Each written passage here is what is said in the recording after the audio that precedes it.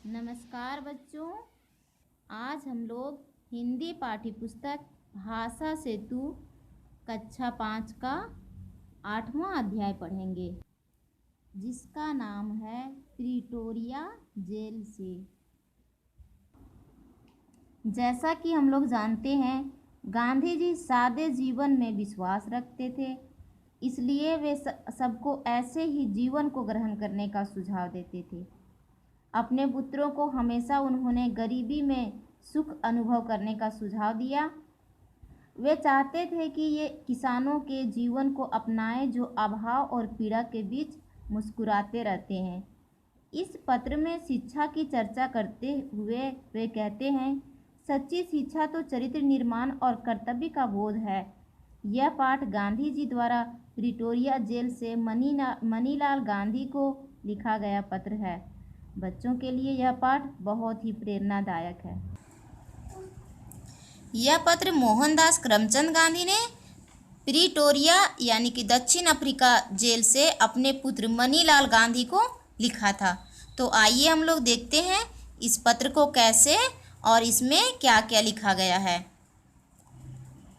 सबसे पहले लिखा गया है प्रिटोरिया जेल, यानी कि जहाँ से वह लिख रहे हैं उस जगह का स्थान, और नीचे उन्होंने दिनांक दिया है 25 मार्च 1909 ईस्वी।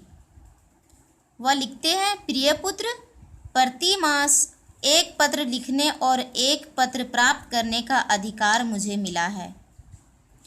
अब मैं पत्र लिखूं किसे? मिस्टर रीच का, मिस्टर पोलक का, और तुम्हारा ख्याल मुझे बारी बारी से आया, लेकिन मैंने तुम्हें ही लिखना पसंद किया, क्योंकि पढ़ने के समय तुम्हारा ही ध्यान मुझे बराबर रहता था। गांधी जी जब पत्र लिख रहे थे तो उन्हें बारी बारी से मिस्टर रीच और मिस्टर पोलक का ख्याल आता है, लेकिन उन्होंने अपने बेटे मनीलाल को पत्र लिखना आवश्यक समझा और उन्होंने बेटे के नाम पत्र लिखा है।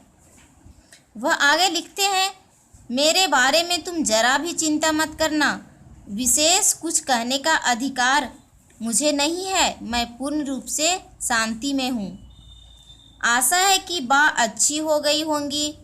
मुझे मालूम है कि तुम्हारे कुछ पत्र यहाँ आए हैं, लेकिन वे मुझे दिए नहीं गए। फिर भी डिप्टी गवर्नर की उदारता से मुझे मालूम हुआ कि बा का स्वास्थ्य सुधर रहा है। क्या वे फिर से चलने फिरने लगी? बा और तुम लोग सवेरे दूध के साथ साबूदाना बराबर ले रहे होंगे। महात्मा गांधी पत्र लिखते समय कहते हैं कि तुम मेरे बारे में चिंता मत करना, मैं यहाँ पर बहुत शांतिपूर्वक हूँ और मैं आशा करता हूँ कि बा भी अच्छी होंगी, यानी कि उनकी पत्नी मनीलाल की माँ। मुझे मालूम है तुम्हारे पत्र यहाँ आए हैं। वह कहते हैं कि मुझे मालूम है तुमने मुझे पत्र लिखा था और यहाँ भेजा भी था, परंतु यहाँ मुझे पत्र मिला नहीं, लेकिन डिप्टी गवर्नर यानी कि यहाँ के उपायुक्त से मुझे पता चला है कि बा का स्वास्थ्य सुधर रहा है और वो चलने फिरने लगी है। और फिर कहते हैं कि बा और तुम लोग सवेरे दूध के साथ साबूदाना बराबर ले रहे होंगे। और अब कुछ तुम्हारे बारे में कहना चाहूँगा। तुम कैसे हो? तुम पर जो जिम्मेदारी मैंने डाली है, तुम उसके सर्वथा योग्य हो और आनंद से उसे निभा रहे होगे, मुझे ऐसी आशा है। गांधी जी कहते हैं कि मैं कुछ तुम्हारे बारे में कहना चाहता हूँ। तुम कैसे हो और मैंने जो तुम्हें जिम्मेदारी डाली है तुम पर, तुम उसके योग्य हो और मैं जानता हूँ कि तुम उसे अच्छी तरह से निभा रहे होंगे। मैं उम्मीद करता हूँ कि तुम मेरे दिए गए कार्य को अच्छे से कर रहे होंगे। फिर आगे कहते हैं, मैं जानता हूँ कि तुम्हें अपनी शिक्षा के प्रति असंतोष है, यानी कि तुम अपनी शिक्षा से संतुष्ट नहीं हो। जेल में मैंने यहाँ खूब पढ़ा है, इससे मैं यह समझा हूँ कि केवल अक्षर ज्ञान ही शिक्षा नहीं है, सच्ची शिक्षा तो चरित्र निर्माण और कर्तव्य का बोध है। गांधी जी कहते हैं कि मैं जेल में बहुत पढ़ा हूँ और पढ़ करके मैंने ये समझा है कि सिर्फ अक्षर का ही ज्ञान कर लेने से या सिर्फ अक्षर का ज्ञान ही अच्छी शिक्षा नहीं होती है। सच्ची शिक्षा तो चरित्र का निर्माण और कर्तव्य का बोध कराती है। यदि यह दृष्टिकोण सही है और मेरे विचार से यह बिल्कुल ठीक है तो तुम सच्ची शिक्षा प्राप्त कर रहे हो। आजकल तुम्हें अपनी बीमार माँ की सेवा करने का अवसर मिला है। रामदास और देवदास को भी तुम संभाल रहे हो।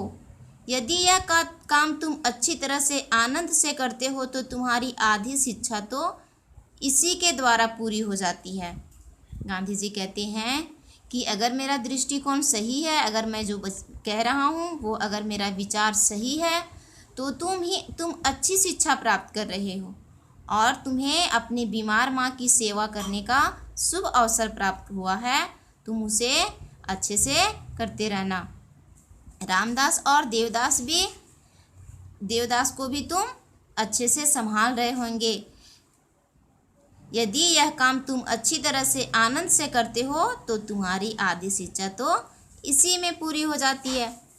फिर आगे कहते हैं, संसार में तीन बातें बड़ी महत्वपूर्ण है। इनको प्राप्त कर तुम संसार के किसी भी कोने में जाओगे तो अपना निर्वाह कर सकोगे। ये तीन बातें हैं अपनी आत्मा का, अपने आप का और ईश्वर का सच्चा ज्ञान प्राप्त करना। इसका मतलब यह नहीं कि तुम्हें अक्षर ज्ञान नहीं मिलेगा, वह तो मिलेगा ही, लेकिन तुम उसी की चिंता करो, यह मैं नहीं चाहता। इसके लिए तुम्हारे पास अभी बहुत समय है। अक्षर ज्ञान तो इसलिए होता है कि जो कुछ तुम्हें मिला है उसे तुम दूसरों को दे सको। गांधी जी कहते हैं कि संसार में तीन महत्वपूर्ण बातें हैं। वो महत्वपूर्ण बातें क्या है? सबसे पहले है अपनी आत्मा का और अपने आप का और ईश्वर का सच्चा ज्ञान प्राप्त करना। फिर कहते हैं कि इसका मतलब ये नहीं है कि अक्षर ज्ञान तुम्हें नहीं मिलेगा, वह तो मिलेगा ही, लेकिन उसकी चिंता मत करना, मैं ऐसा नहीं चाहता हूँ। तुम्हारे पास तो अभी बहुत समय है। अक्षर ज्ञान सिर्फ इसलिए ज़रूरी होता है कि जो तुम्हारे पास है वह तुम दूसरे को दे सको, दूसरे को बांट सको।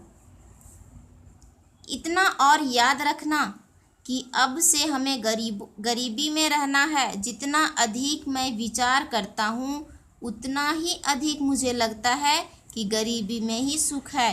अमीरी की तुलना में गरीबी अधिक सुखद है। वह कहते हैं कि मैं जितना विचार करता हूँ उसमें से मैंने पाया है कि अमीरी की तुलना में गरीबी में ही ज़्यादा सुखी मिलती है, अधिक सुखी रहते हैं गरीब लोग।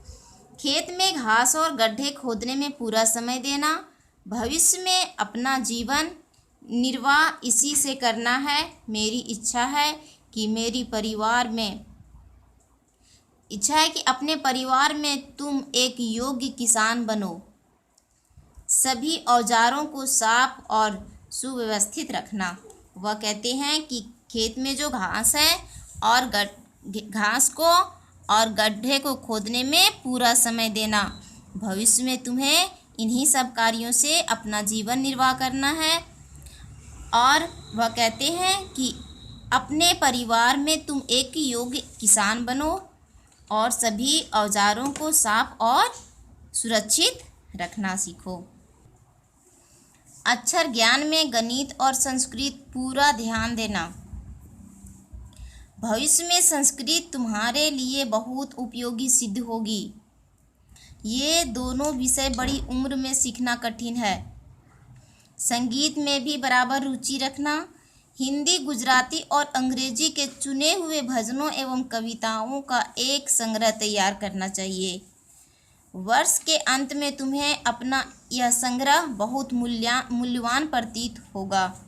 काम की अधिकता से मनुष्य को घबराना नहीं चाहिए और ना यह सोचना चाहिए कि यह कैसे होगा और पहले क्या करूं।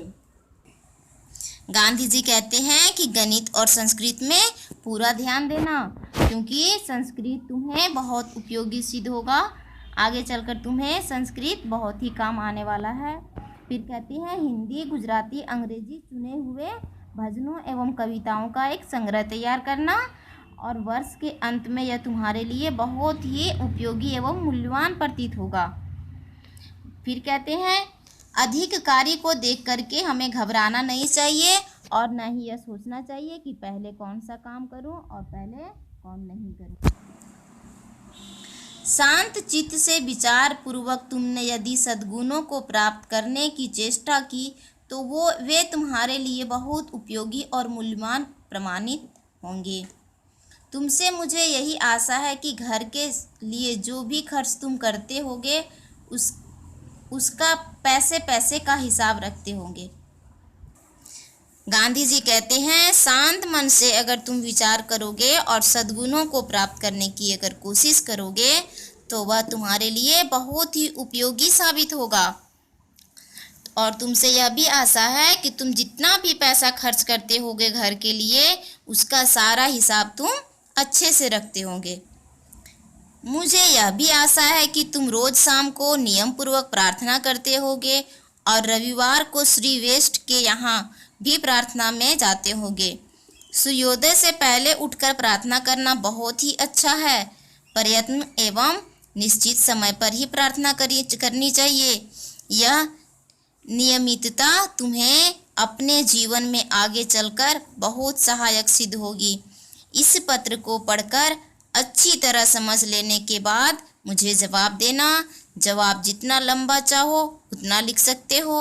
अंत में मैं अपने प्रेम सहित यह पत्र समाप्त करता हूँ। तुम्हारा पिता मोहनदास। और यहाँ पे इन्होंने पता लिखा है, देखिए, Manilal Gandhi, Indian opinion, Phoenix, Natal. Gandhi ji कहते हैं कि मुझे आशा है शाम को तुम नियम पूर्वक प्रार्थना करते होगे और रविवार के तुम श्री वेस्ट के यहाँ भी जाकर प्रार्थना करते होगे। सूर्योदय से पहले प्रार्थना करना बहुत ही अच्छा माना जाता है और कोशिश करना कि निश्चित समय पर ही प्रार्थना कर लेना। यह नियमितता यानी कि यह जो तुम्हारी प्रार्थना होगी वह तुम्हारे आगे जीवन में बहुत ही सहायक सिद्ध होगी। इस पत्र को पढ़कर अच्छी तरह से समझ लेना। अच्छी तरह समझने के बाद मुझे जितना लंबा चाहो जवाब लिख करके जवाब भेज सकते हो। और अंत में कहते हैं कि मैं अपने प्रेम सहित यह पत्र को समाप्त करता हूँ। तुम्हारा पिता मोहनदास। इस प्रकार से गांधी जी ने अपने बेटे मनीलाल को पत्र लिखा है।